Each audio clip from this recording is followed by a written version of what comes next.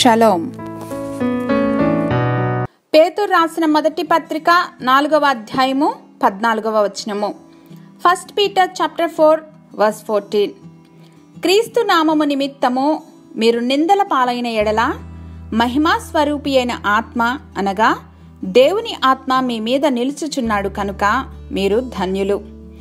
If you are insulted because of the name of Christ, you are blessed, for the spirit of glory and of God rests on you.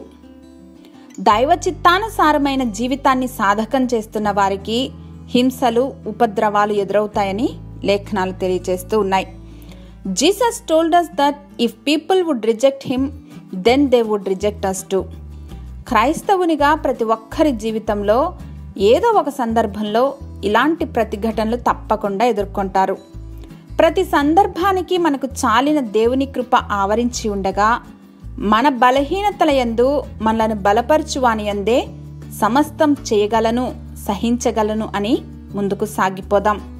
పరిశుద్ధాత్మ నడిపింపును బట్టి మనలోని నిరీక్షణను ప్రశ్నించే ప్రతి వారికి సరైన రీతిలో స్పందించగలిగిన జ్ఞానం అనుగ్రహించలాగున మనము సంపూర్ణంగా దేవునిపై ఆనుకోవటానికి ఈ వాగ్దానము ఎంతగానో ప్రోత్సాహపరుస్తుంది.